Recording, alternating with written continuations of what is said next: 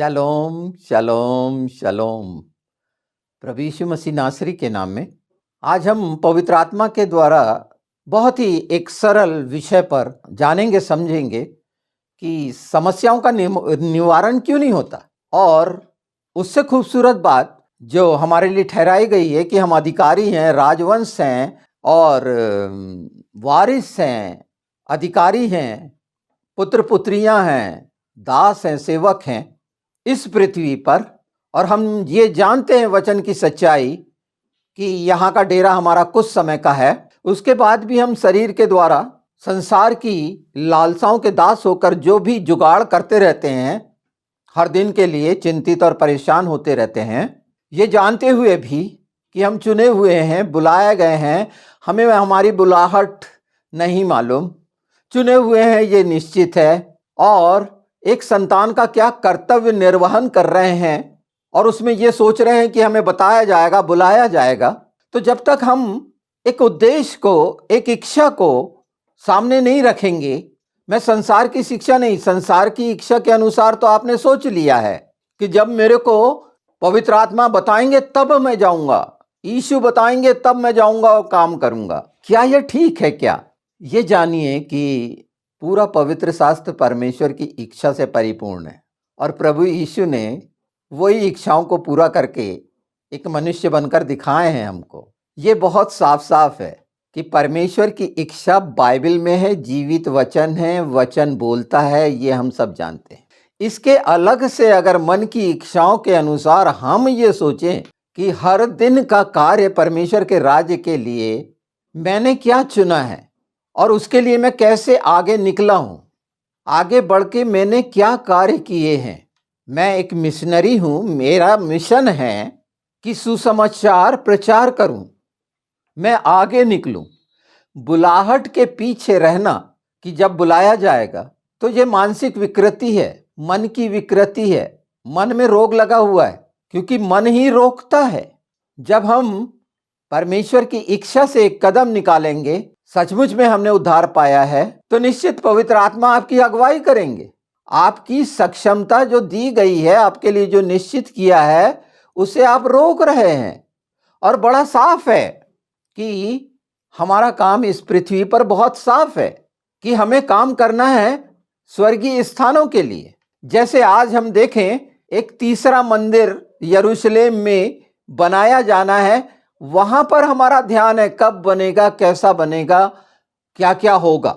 हम जो यरूशलेम हैं, हमारा काम मंदिर की टूट फूट को ठीक करना, उसे बनाना, स्वर्गीय स्थानों के योग्य करना है।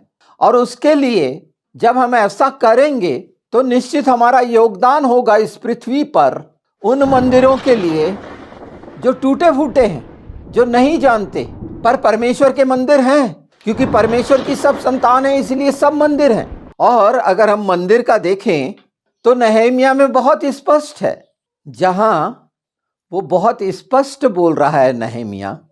पर वो बोलने के पहले क्या क्या हुआ, ये भी तो बैठे रहने से नहीं होगा। अगर हम चलो जैसा शब्द आगे बढ़ें, करें जैसे विचारों से प्रेरित होंगे, तो निश्चित करने के लिए मिलेगा। यीशु सुनना चाहता है, पवित्र आत्मा ये सुनना चाहते हैं कि वचन के अनुसार हमारे अंदर क्या इच्छा पैदा हो रही है। जब तक इस इच्छा का दमन नहीं होगा कि मेरी बुलाहट जब वो बताएगा तब मैं जानूंगा, तो बुलाहट का पूरा पूरा हिस्सा बाइबल में पाया जाता है। जो इस बात से ग्रसित है उसको इसमें से निकलना पड़ेगा। और जब तक हम में से प्रत्येक जिसकी बुलाहट है, जो चुना हुआ है, अगर हम समस्याओं से निदान चाहते हैं, अपनी कठिनाइयों से, परेशानियों से, तो वो कार्य करना पड़ेगा जो स्वर्गीय स्थानों के लिए जिसकी इच्छा आप रखते हैं, ये हर मसीह को करना पड़ेगा। और ये आज्ञा है देखभाल करना, रक्षा करना।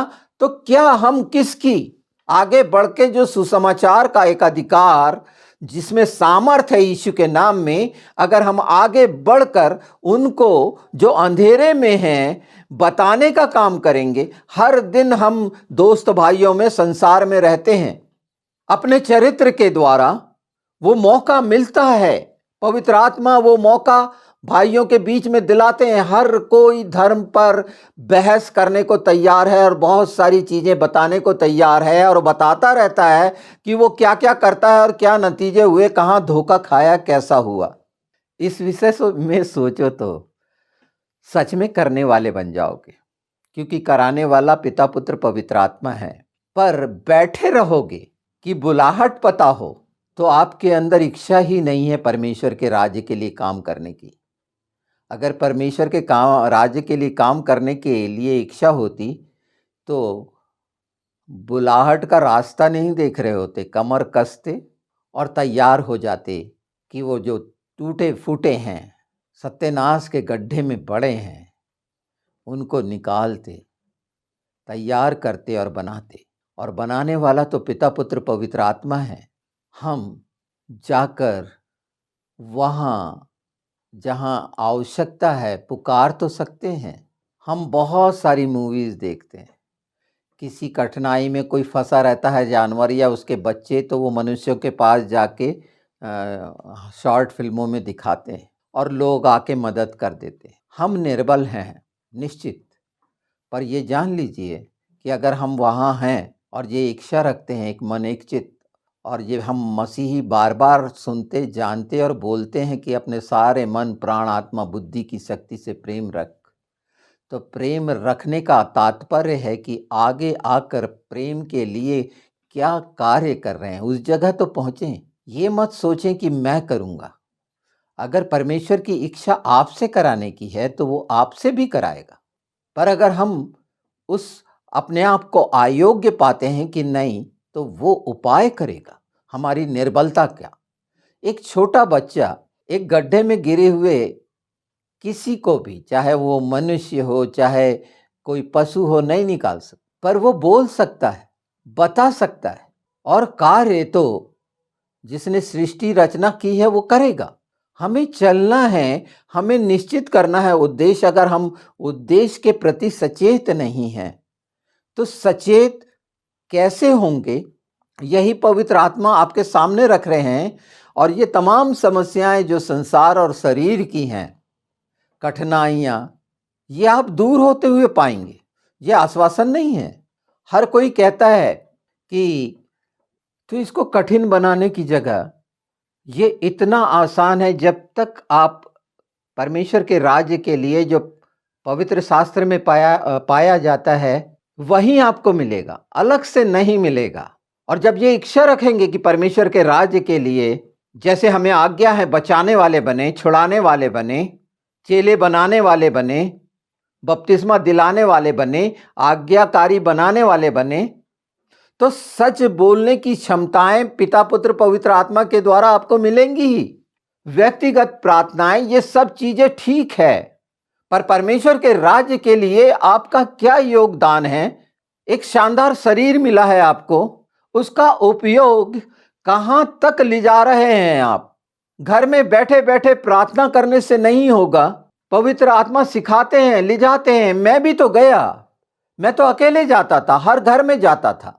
उस समय जैसा पवित्र आत्मा कराना था कराया, एक चर्च की स्थापना की, लोगों के पास पहुंचा, जितना संभव था, जितनी समझ थी। आज आपको वो सच्चाई बता रहा हूं जबकि मैं कुछ नहीं जानता था। इसी तरह से शुरुआत होती है। मुझे तो उद्देश्य भी नहीं मालूम था। आज आपको उद्देश्य मालूम है। आप एक मिशनरी हैं, आप राज्य अधिकारी हैं, राजवंश हैं मसीह के कारण। और ये बहुत आसान है, बस उठिए, तैयार होइए और निकलिए। मौका उपलब्ध है, प्रकाश में मौका हमेशा उपलब्ध है। और आपके पास उद्देश्य है तो ये खूबसूरत बात है। एक दूसरे की मदद में आगे आइए। ये सिर्फ एक पास्टर की, बिशप की जवाबदारी नहीं है, प्रत्येक और प्रत्येक भेड़ के लिए रखा गया है, क्योंकि प्रत्येक और प्रत्येक चुने हुए हैं और हर एक की बुलाहट है। और बुलाहट परमेश्वर के राज्य के लिए कार्य करना, मतलब स्वर्गीय स्थानों के लिए कार्य करना, अपने लिए जगह बनाना। जगह तो वो बना रहा है, हम अपनी ईंटी नहीं पहुंचा रहे। तो ये तो करना पड़ेगा और उसमें बड़े-बड़े कामों की ज़रूरत नहीं है, आश्चर्य कर्मों की, चमत्कारों की नहीं। अगर ये है इच्छा तो वो भी होंगे आपके द्वारा जिससे आप प्रभावित होते हैं, पर अपने मन के अनुसार इसको ना जानिए। रुकिए और नहेमिया ने मंदिर बनाने के लिए कैसा किया? वो तो शराब पिलाने वाला एक मामूली सा और पूरे जला दिए गए थे। आप अच्छे से पढ़ोगे कि यरूशलेम के पूरे फाटक और सब कुछ जला दिया गया था, फूंक दिया गया था, दीवारें तोड़ दी गई थी, ढा दी गई थी, जो कुछ नहीं जानता था। पर एक चिंता आई, उसके लिए फिक्र हुई, जहां पर कोई भी उम्मीद नहीं थी कि कौन बनाएगा। राजा तैयार हो गया। अगर हम नहमिया 2:17-18 पढ़ें और फिर सब लोग इकट्ठे होकर किस तरह से बनाएं, और बनाने में सबसे मुख्य था, एक बाजू में तलवार रहती थी और दूसरे हाथों से वो गारा मिट्टी का काम करते थे। तो हम संसार में रहते हुए सारे काम करते हुए परमेश्वर के वचन की सच्चाई का प्रकाश पहुंचा सकते हैं, पर अगर हम निश्चय करेंगे और जब तक हम ऐसा नहीं करेंगे, बैठ के कुर्सी तोड़ने वाले बनेंगे और कुछ नहीं, और उससे कुछ हासिल नहीं होगा। समस्याएं हर समय रहेंगी। समस्याओं से छुटकारा परमेश्वर के राज्य के लिए आत्मा का वो मार्ग जो ये प्रभु यीशु का है, उसमें चलेंगे तो वहां पर ये समस्याओं के तमाम निदान है। वहां पर समस्या रह ही नहीं सकती, परेशानी रह ही नहीं सकती। सिर्फ सुनने वाले बनकर थोड़ा सा भी अगर अपने दिन का एक हिस्सा आगे बढ़कर, हम जो लोगों से फोन पे बात करके बर्बाद करते हैं, नाना प्रकार के हालचाल पूछ के, खाना पीना पूछ के और नए नए प्रोग्राम करते हैं, एक शुरुआत तो करें।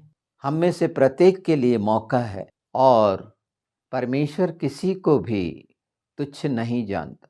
ये एक सच्चाई है और वो चाहता है कि उसके बच्चे बेहतर करें। बस मुझे ये ध्यान दिलाना था और पवित्र आत्मा इसमें और भी आपको प्रेरित करे कि आप उद्देश्य के पीछे दौड़े चले जाएं, जैसे पौलुस दौड़ता था। तो उद्देश्य सामने पवित्र शास्त्र की इच्छाओं के अनुसार होगा। आप बाइबल पढ़ते हैं, प्रभु के बहुत से लोगों के द्वारा सुसमाचार सुनते हैं, उसमें सबसे ज़्यादा मुख्य यही बात है। अगर ये हमारे जीवन में है तो आपके द्वारा भी परमेश्वर ने जो काम रखा है, पता नहीं, हम नहीं जानते कि कैसे बड़े बड़े काम वो किससे करा लेगा। बस हम आगे आए तो और छुटकारा पाएं उससे कि मैं अपनी बुलाहट जानूं। नहीं, बुलाहट बाइबल में लिखी हुई है। तो चलना शुरू करो। चलना शुरू करोगे तो दौड़ने लगोगे। बैठे रहने से कुछ हासिल नहीं होगा।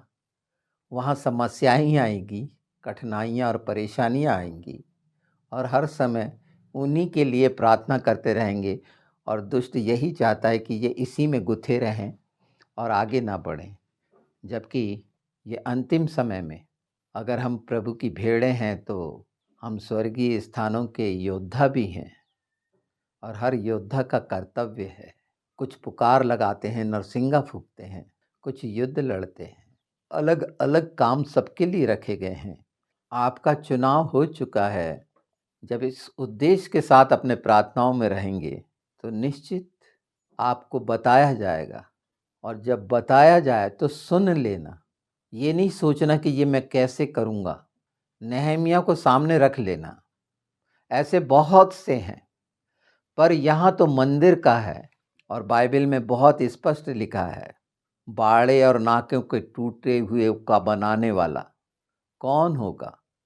परमेश्वर यही तो चाह रहा है कि उसके जो स्वर्गीय स्थानों के ये मनुष्य मंदिर हैं, किस तरह से तोड़े जा रहे हैं। ये सब हम सीखते भी जा रहे हैं और इसका मतलब ही है कि हम बनाने वाले बने पिता पुत्र पवित्र आत्मा के साथ। और ये किसी धर्म की स्थापना नहीं है, किसी जात की स्थापना नहीं है। ये मनुष्य के पुत्र को, जो हम सब हैं, उनके लिए हम सब के आपस में क्या दायित्व और कर्तव्य हैं, ये समझाने की ज़रूरत नहीं है। और इसमें मदद हमेशा है, हमारे विचारों से नहीं होगा। कराया तो जाएगा जो आत्मा के द्वारा होगा, और आत्मा हम में से हर एक के लिए चाहता है कि हम बैठे ना रहें। जैसे हम पुनरुत्थान पर विश्वास रखते हैं, उसी तरह ये पुनर्निर्माण करने वाला भी बन जाएं, उसमें भागीदार बन जाएं, क्योंकि हर समय निर्माण की आवश्यकता रहती है और वो है पुनः निर्माण। क्या उसमें हम योगदान करेंगे? इन बातों को जितनी दृढ़ता से समझ लेंगे और प्रार्थनाओं में इन विषय को पहला स्थान देंगे, तो सचमुच में जो ज्योति आपको मिली है वो दूसरों तक पहुंचाने वाले बनेंगे। किसी मनुष्य के द्वारा मत सुनिए कि तेरी बुलाहट क्या है, मेरी बुलाहट क्या है। पवित्र शास्त्र में हम सब आत्माओं की बुलाहट के बारे में बता दिया गया है। बस निकले तो।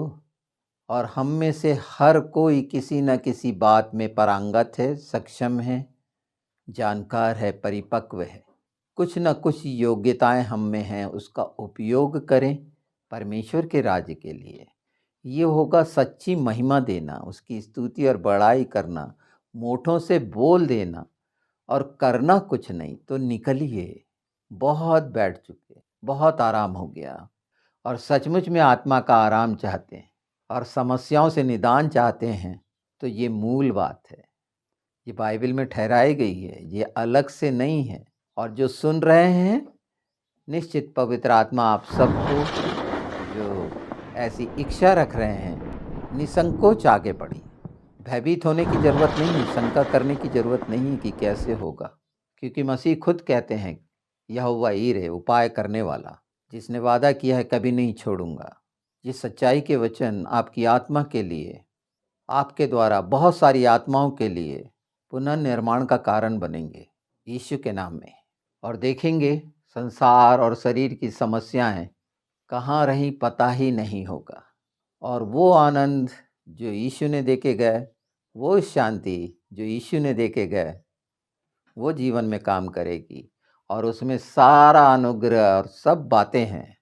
आप यीशु की धार्मिकता में हैं, आप राजवंश हैं, आप अधिकारी हैं। निकलिए तो, थोड़ा सा तो निकलिए, बहुत थोड़ा सा। देखिएगा बहुत लंबा सफ़र तय कर लेंगे और वो खूबसूरत शहर सफ़र आपकी सर्वश्रेष्ठ गवाही होगी यीशु के नाम में।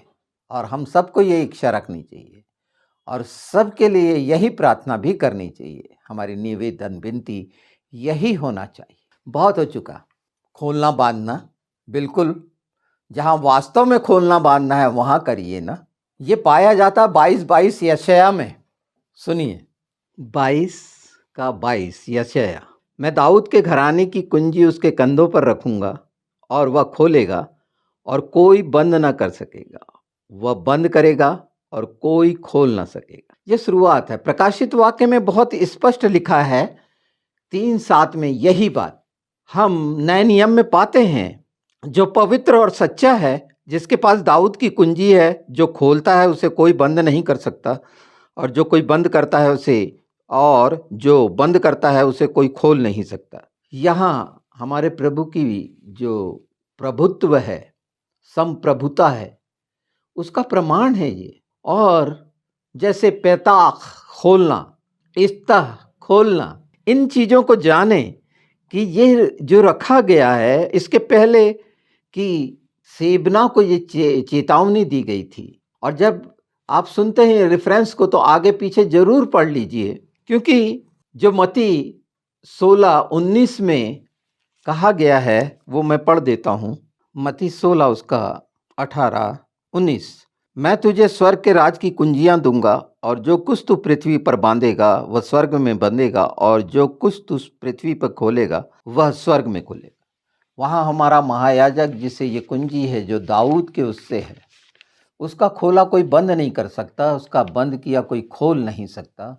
ये सच्चाई है, ये अधिकार मिला है, ये प्रतिज्ञा है हम भेड़ों के लिए, मसीही भेड़ों के लिए, उसके दुल्हन के लिए, परमेश्वर के पुत्र पुत्रियों के लिए ये प्रतिज्ञा है। और उसके बावजूद हम दूसरी चीज़ों पर विश्वास रख लेते हैं, इस प्रतिज्ञा पर विश्वास रख लेते हैं और करते हैं। और ये प्रेरणा भी देती है, ये विश्वास को मजबूती भी देती है। उसके बावजूद भी कठिनाइयाँ और परेशानियाँ, तो जो हमने जाना कि इसके कारण क्या हैं, तो ये खत्म हो जाएंगी तमाम परेशानियां। क्या पृथ्वी पर बेगार के लिए हैं हम, कि पृथ्वी पर ही रहना है और इस पृथ्वी पर रहकर संसार की उन चिंताओं से परेशान होकर जो हमारे कोई भी मतलब का नहीं है उसमें बेवजह परिश्रम कर रहे हैं। जो यशायाह 22:22 में शबाना सबना जो था भंडारी था उसे हटाया गया था, ऐसे लोग हटा दिए जाएंगे। और हटाने के पहले, क्योंकि भंडारीपन हम सबको तो सौंपा गया है और हमारे लिए भंडार है पवित्र शास्त्र, इसके एक एक शब्द पर ध्यान दीजिए और सच्चाई से कमर कसिए वचन की, तो वो जो हर दिन का अनुग्रह है, हर दिन की आशीषें हैं वो मिलेंगी, क्योंकि हम उसकी धार्मिकता में पाए जाते हैं। ये मसीहों के लिए है और हमारा कर्तव्य है कि हम उस सच्चाई, जो एनॉइंटेड वन है, हमारा मसीहा है, परमेश्वर है, उस तक उनको पहुंचाने वाले बने, पहुंचाने की इच्छा रखें। पवित्र आत्मा मदद करेगी और बहुत से उन बेड़ियों से जो जकड़े हुए हैं अंधेरे की निकल आएंगे। बंद करने के लिए बता देता हूं, खोलने का पेताख बताया था मैंने। पवित्र शास्त्र में बंद के लिए सागर शब्द है, अवरोध, रुकावट, ये संसार की, इन्हें खत्म करना जो हम मांगते हैं, हम उसमें विश्वास भी रखते हैं और हम सब उसको हर दिन ये इच्छा से रखेंगे और उसमें सर्वोपरि होगा कि मैं परमेश्वर का राज्य के लिए जो ठहराया गया हूं, मैं सबना जैसे अलग ना कर दिया जाऊं। और सबना जैसे अलग हो जाना मतलब न्याय के समय के लिए नाश है। हमें ये चिंता होनी चाहिए, जो असली चिंता होनी चाहिए वो स्वर्ग के राज्य के लिए हमारी लालसा होनी चाहिए, वो भार होना चाहिए। वो देश क्या दिखाता है, एक भार लेके चलना, और उसमें सफलता पिता पुत्र पवित्र आत्मा के द्वारा, उसके राज्य के द्वारा मिलनी ही है। हम सोचेंगे कि हमारे द्वारा सफलता मिलेगी, हम सफल होंगे, तो ये कोरी संसार की कल्पना है, शरीर की कल्पना है, शरीर का विचार है ये। और इसी पे अच्छे बड़े बड़ों का जहाज डूब गया, सबना जैसे हो गया। 22 बहुत अच्छे से पढ़ना। और इसी बात का विवरण प्रकाशित वाक्य 3 में देखे ना, फिलदिफिया वाला में। और मती में यीशु ने वो अधिकार जाने के पहले दे दिए जो ठहराए गए थे प्रभु यीशु के 2000 साल पहले से निश्चित था। और ये सब घोषणाएं, ये सच है। इस सब के बावजूद भी तो यहूदियों ने मसीहा नहीं माना था। तो ये स्वाभाविक है, दुष्टता इस रीति से गुमराह करती है। पर आप किसी व्यक्ति पर ध्यान देने की जगह अपनी आंखें पिता पुत्र पवित्र आत्मा की ओर रखें, अर्थात वचन की ओर लगाएं, तो दिखने लगेगा। और जो थोड़ा सा भी आपका किया हुआ है वो ऐसा अखमीर होगा कि तमाम खमीरी आटे को अखमीरी बना देगा यीशु के नाम में। और ये सही महिमा होगी, गुणानुवाद होगा, बड़ाई और प्रशंसा होगी, सिर्फ कहने के लिए नहीं, क्योंकि कर्म बिना विश्वास मरा हुआ है। तो आगे बढ़ें, बैठ के सोचना और ये सारा कुछ करना खूब करिए। पर एक काम जो आपको करना है, हमको करना है, यीशु ने कहा था एक काम जिसे करना मुझे अवश्य है। प्रेरणा पवित्र आत्मा के द्वारा निश्चित आपको मिलेगी यीशु के नाम में।